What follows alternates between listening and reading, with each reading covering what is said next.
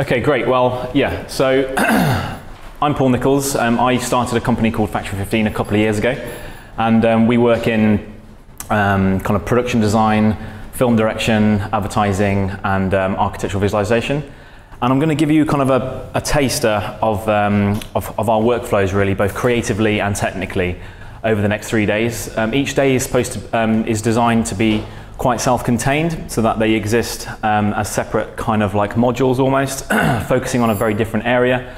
But overall, at the end of the course, everyone should have a really good idea of how we work and the kind of tools and softwares that we use, basically. So this is kind of like an outline of the next 3 days. So today we're going to be focusing on artwork, and the kind of project that we're using over the next 3 days is our kind of flagship project, Jonah, that we kind of made last year. And this is a kind of 20-minute short film with a lot of kind of live action and visual effects. But it had quite an interesting development, which started off with a lot of kind of artwork and kind of content generation, which then fed directly into the kind of visual effects, and also the kind of the kind of added to the narrative of what we were talking about in this film. So today we're going to be focusing on the artwork of this project. So we're going to be talking about the design, the references, creation of the assets. We're going to be focusing quite heavily on Zbrush today as well, so that'll be quite fun, introducing you to that and the different ways that we use that within the kind of artwork. We'll be looking at the scene setup of 3 different scenes, an underwater image, a kind of like really kind of abstract sectional image which became the poster for the project, and also a kind of streetscape of the rooftops. So the idea of these 3 days is to kind of broaden the skill sets for everyone, really. There's this kind of growing trend of kind of a super generalist, where instead of being a kind of specialist in one really narrow area, more and more people are popping up who are becoming really valuable and useful in companies that know a little bit of everything. So this is relevant for kind of like the growing ArcViz demands, as kind of illustrated here. And architecture visualization is becoming more and more like visual effects. It's becoming more sophisticated. It's becoming more, it's becoming more using different softwares, different techniques. It's not just the kind of straight button pushing technique that it was a few years ago. You can no longer get away with being a kind of senior artist in a big visualization studio now with only knowing kind of the base skill set of Max V-Ray and Photoshop. You really have to be a much kind of like a more skilled creative technician to be a kind of senior visualization artist these days, I'm finding. But also to kind of open up new avenues, new kind of careers in 3D and visual effects. And also to kind of give people a kind of like the skill set to create their own projects, to not be too narrowed by the kind of what you might be doing for a company or for your paid work, but also encouraging more of a kind of like do everything yourself attitude to filmmaking and CG. I'll go over that in a second. So today, artwork. So this project, this is the poster for this project for those of you who don't know it. So this project was very much a collaborative project. We did all of the artwork over 2 months for this project, and it was essentially kind of 2 of us doing that artwork phase, and then another one working on kind of pre-visualization mainly. So it was kind of 3 of a small team, and we did the pre-vis and the artwork over a period of 2 or 3 months.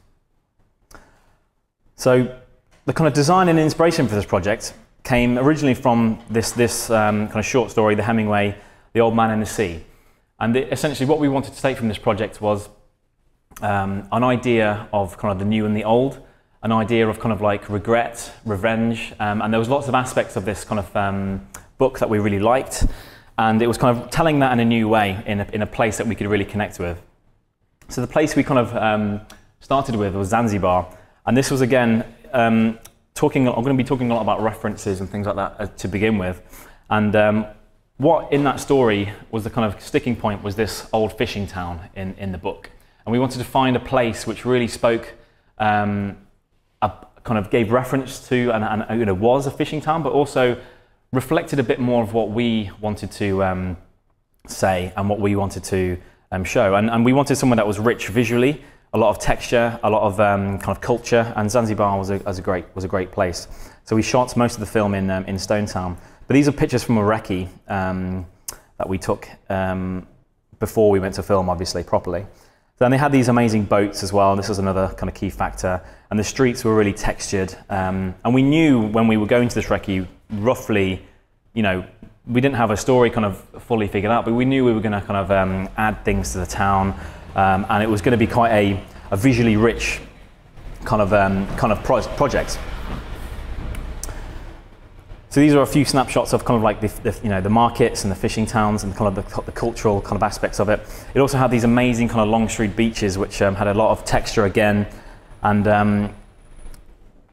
then the kind of morning and evening markets were a really busy, bustling area. And we wanted to kind of show how this space could change, and that was kind of the notion of the project. So this is kind of a few of our much older projects, but again, it's kind of looking at what we're about and what our style was and how we could kind of appropriate that within this space. So we're looking at all of the kind of detail that we were looking at in our previous work and the kind of textural quality that we were trying to achieve in our personal projects, and how that kind of mirrored with the kind of with the texture and the kind of life and the vibrancy of Stone Town itself. So again, all of this was just very basic modeling and texturing. A lot of the kind of time, to save time, we wouldn't even unwrap things. We just, like this guy here, we might kind of look at him from the front viewport of the kind of isolated shape of this fish. We might even just print screen or kind of screen capture this and then use that in Photoshop to kind of map and then map it straight on. You don't have to necessarily unwrap everything. There's kind of quicker workflows to just when you have to do these things. You know, this wasn't really for you know, a game design or anything like that. Nothing had to be you know, done in really kind of optimized ways. It was very much, this is just for the artwork, and we're going to just do things very quickly, basically. So you'll see that we haven't spent any time on edging or things like that. It's you know, getting the textures to wrap around or anything super specific. Everything's just mapped with box mapping and things like that. There's nothing too special about any of the kind of neon signs. They were all just made with light materials. They might have a fall off so that the light looks slightly different when you look at it from straight, and the color might come more on the edges. But you generate the resolution of those things in Zbrush later on, and I'll explain how that kind of works. But so yeah, let's take this guy here and let's bring him into Zbrush. So when you install Zbrush, you have this little guy here called GoZ, and this is your kind of, this used to be an extended plugin to Zbrush, but it's for quite a few years it's been integrated into the workflow of Zbrush. And once you press this, you'll get Edit in Zbrush option there. But before you do that, you always want to place your model on 0, 0, 0. You'll never really compose your scene and then bring elements into Zbrush. You'll always generate assets separately and then work on it once it's complete. So let's move this guy to 0, 0, 0 in the viewport. That puts him there. Let's leave the turbo smooth on. Can't remember whether you have to actually collapse this or not, but I'm going to collapse it anyway, just in case. There's no real need while we need any of that other data anymore. We could copy this object and put him on a separate layer if we wanted to keep any of that. So let's just press GoZ now and see what happens, and then we'll introduce you to some of the kind of Zbrush workflow. So instantly it opens up Zbrush, and it will kind of load our tool there, and it will come up with all these menus of preset projects and things that you can play with, but we just want to hide that. So Zbrush kind of works in 3 main areas. You kind of have your kind of painting and sculpting tools here on the left, and you can, and then you have all of your kind of loading and geometry tools and UV mapping and everything else over here. Most menus you can access from the top as well. I'll just go out of full screen so you can actually see everything. For those of you in the class, let's,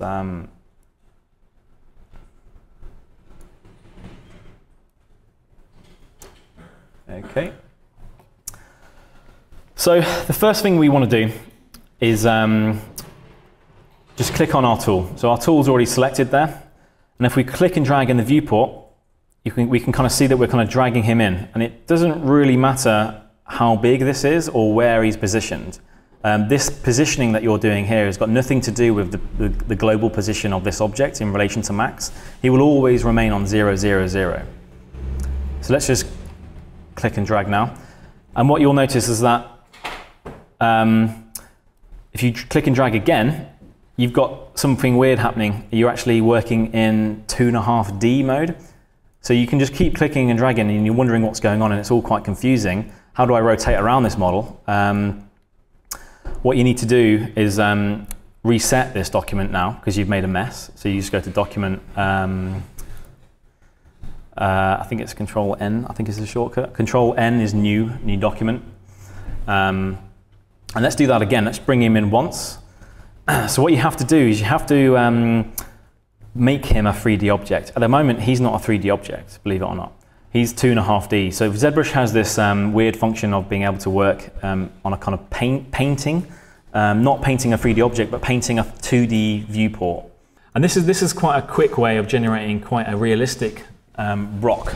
So if you're in a hurry and you've generated a kind of base mesh in Max of a rock or a mountain or whatever it is for your scene, then this is a really good way of just going, right, I've got 10 minutes, I need to just bang out a displacement map for this at a relatively realistic level. I've made some kind of general adjustments to my model and I'm just going to kind of export this out. Again, you can kind of mess around with a kind of scale. You can make that really fine or really, really big. Let's make it big actually for this one. Okay, then you press OK. And you can see it in our model here, but it's not actually applied to the mesh. To do that, you have to press Apply to Mesh. Simples. Now, this might take a little bit of time. And because we put our kind of curve, the bottom of our curve in the middle, we haven't got any ballooning effect in the model. And we have got this line that's come out of somewhere, but that's probably, let's ignore that for now. If we had that curve just willy-nilly going everywhere, then you'd find that the whole model would kind of scale in this kind of ballooned effect.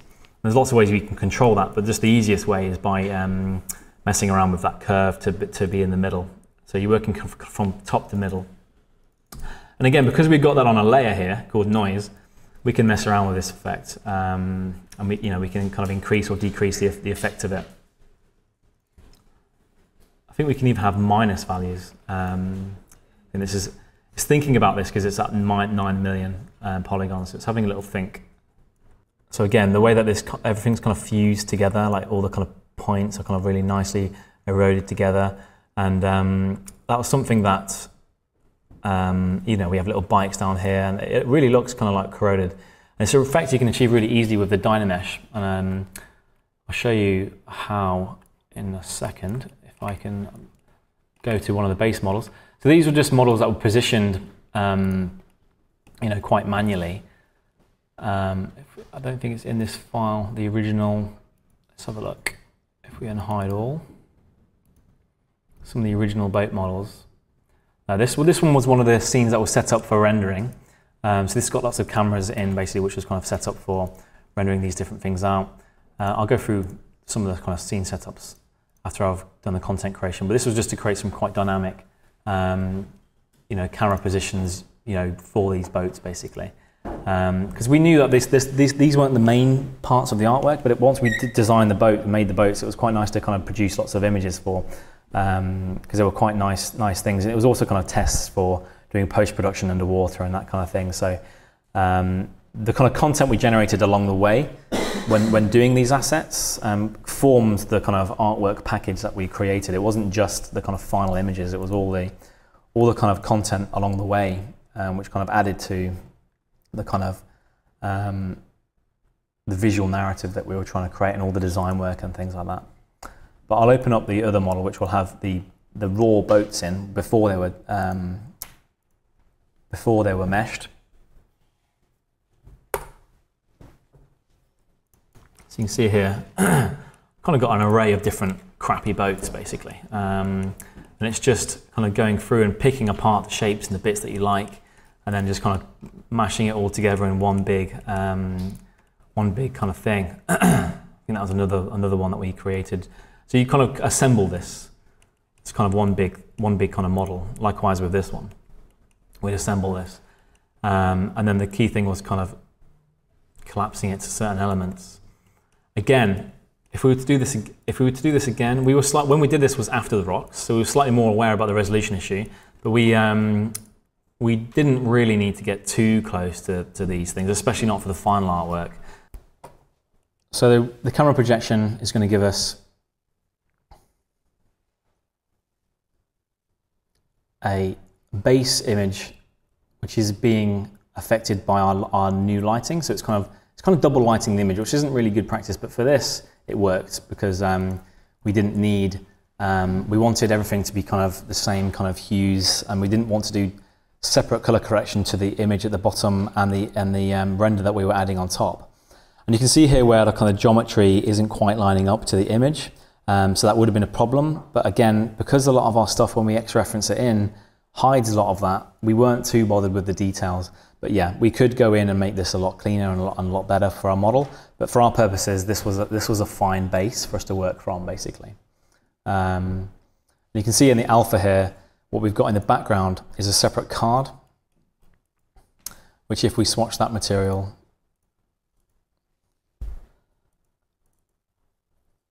we can see we've just got the image which we've kind of cut out the top and created an alpha for, basically. So we have a separate image simply cut out with the alpha that we're using. And this was generated from other pictures as well as similar pictures from here, just to create that edge in our model.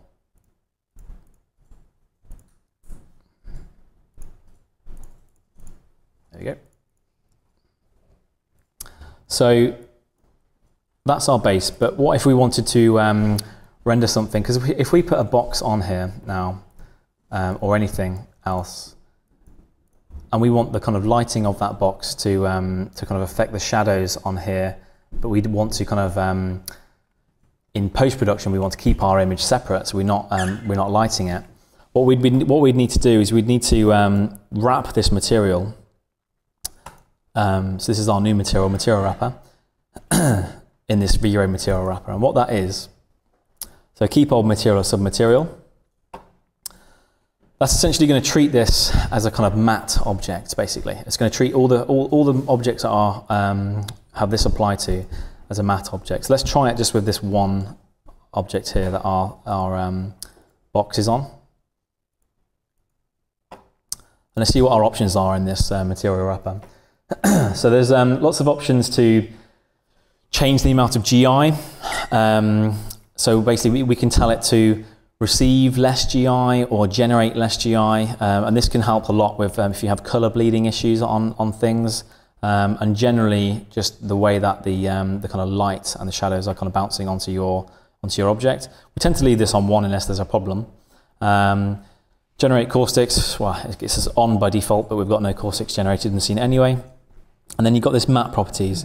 So we do want this to be a matte surface. That's the whole point of this material. We're turning it to a matte surface. And we want the alpha contribution of this matte surface to be -1. That's because we want our box rendered and visible, but we want the object that it's sitting on to be alpha'd out. And then we have options down here for the shadows and effect alpha. So, and then passes, again, normally it depends how in detail we go with the passes. Sometimes we go super detailed and we have kind of a lot of really specific corrections.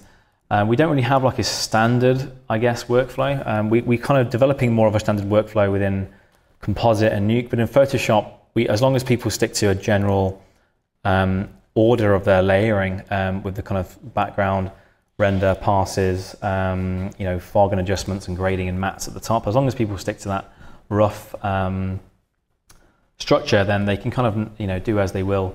And then if we don't have like a set template for use your raw lighting or your reflection this way, you need to use all of these passes. It's pretty organic with what we propose, our structure. So all we have here is light select for certain elements which have kind of been boosted, and they're on kind of a soft light, 60%. We have our kind of dirt, which is on multiply on 50, a little bit of reflection, and then raw lighting, again, soft light, 70%. It's probably coming out a little bit harsh there, but we paint that back in later on. Then we have this kind of secondary layer that I was talking about. We kind of rendered in this structure just to kind of liven up this area down there with a bit more intricacy and detail. We wanted these structures to appear like they were kind of coming out of the fabric and the floor of this area. We didn't want them to feel kind of alien in any way. So again, we have, these were kind of rendered in and composited separately as separate elements. So you can see here, we've got kind of this bottom area, we've got these bar areas, and you've got our some signs that were just composited on afterwards from the pictures. They weren't even rendered in, they were just kind of comped in.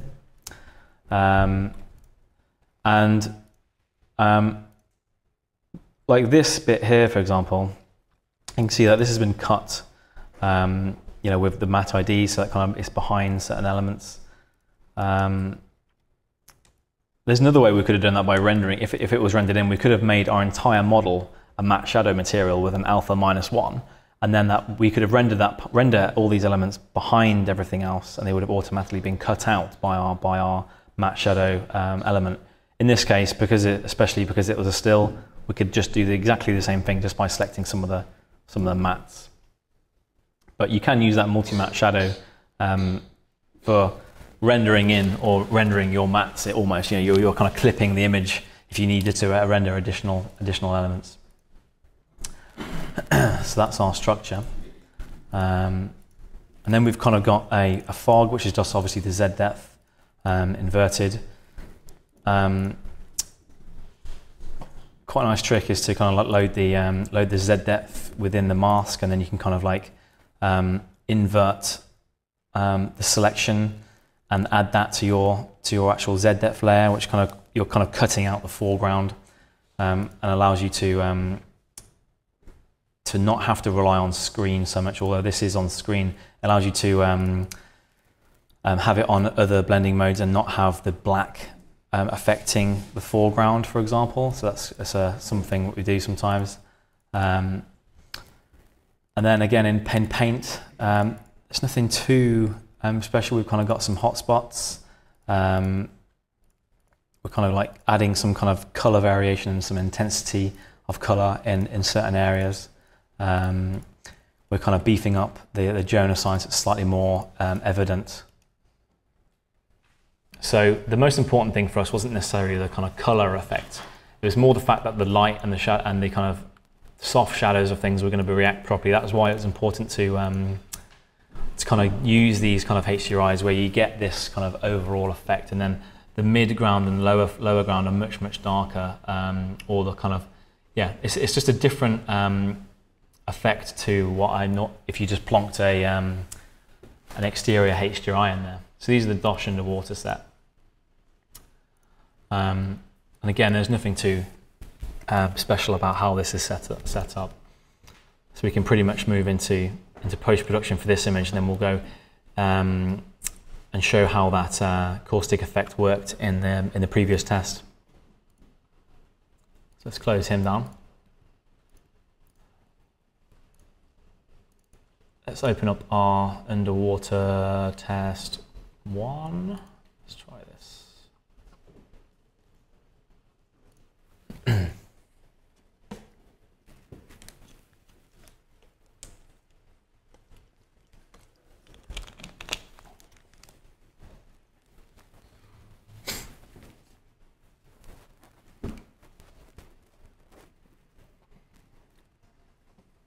Yep. Okay. See if this is sorted out. Not sure this is the file. Let me just check this is the right file.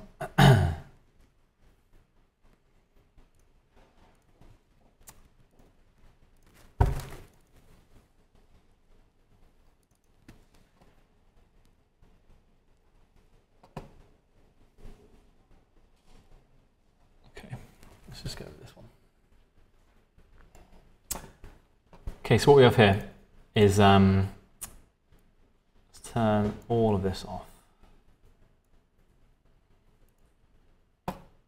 and find our raw render.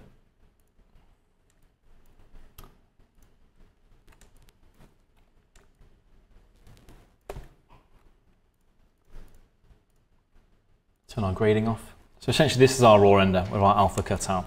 And kind of, you know, you could argue that that could look like an exterior scene, an exterior lighting setup, but if you look closely, you've got a very different kind of effect going on with the kind of blue edges from the kind of from the lighting.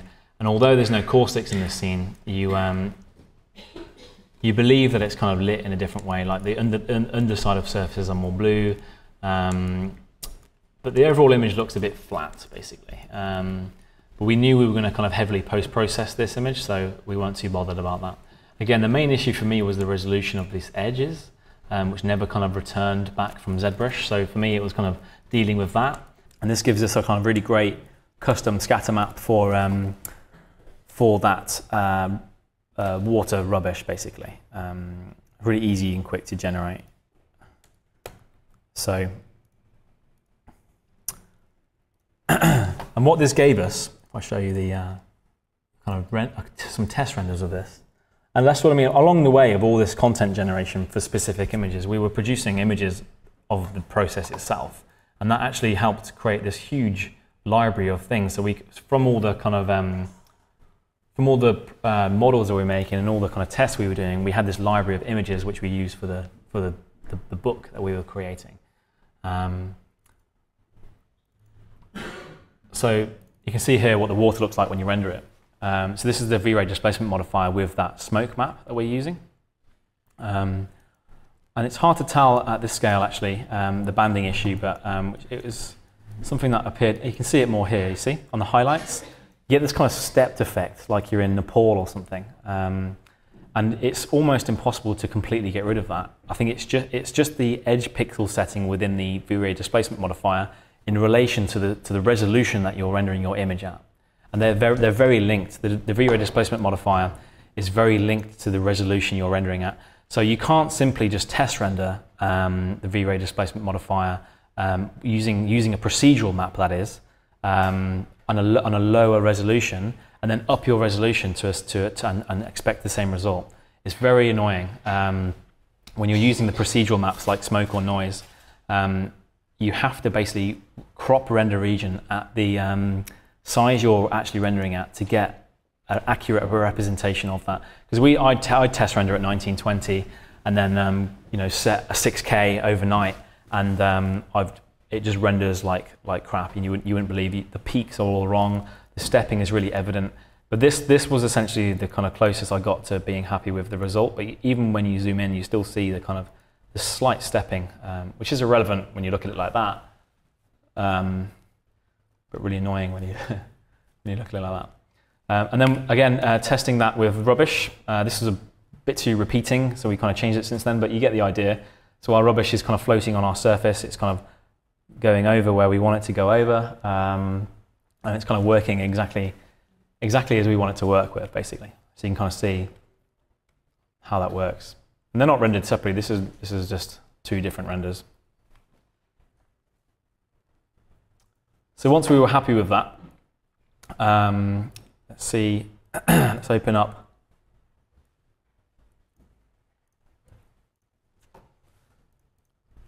our, let's go into setup, poster, service rubbish. So basically, we had to also render, if you look at the Photoshop file, so we can kind of go back to the different elements that were made from this scene. If we just literally turn everything off and see what it's made of.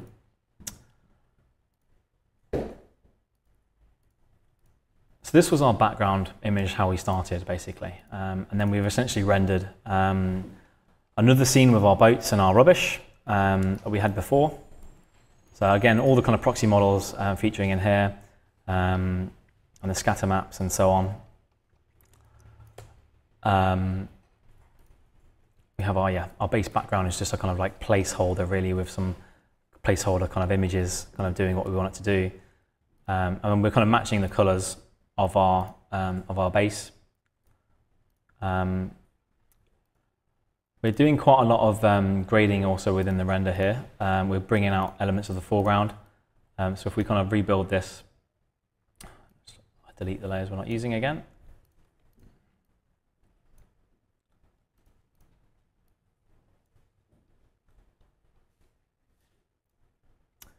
So there's some bits that are kind of rendered separately and composited in that were here. That's our kind of main raw render. We're kind of grading that with our strong curves. We're adding our passes and our kind of reflection effects to bring back some of the V-Ray raw lighting. Again, a similar kind of deal. Soft lights, 30%. It's just a feel thing. We're actually using, interestingly, our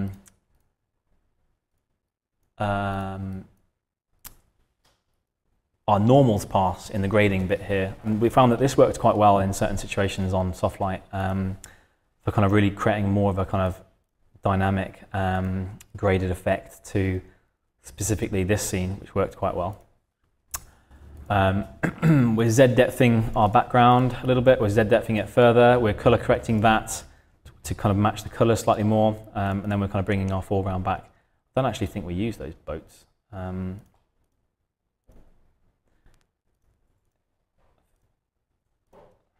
have a look in the final image just to see.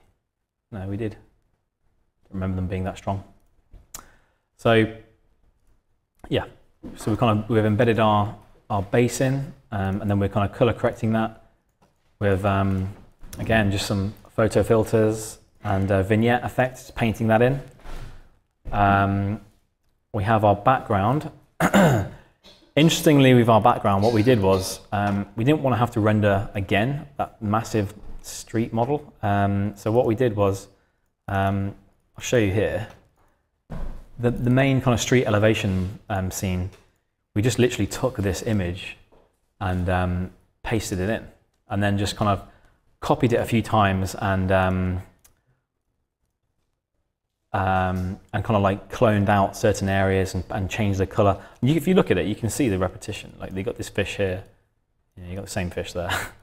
You know, it's quite funny, but it kind of works when you change the colors and you clone bits out.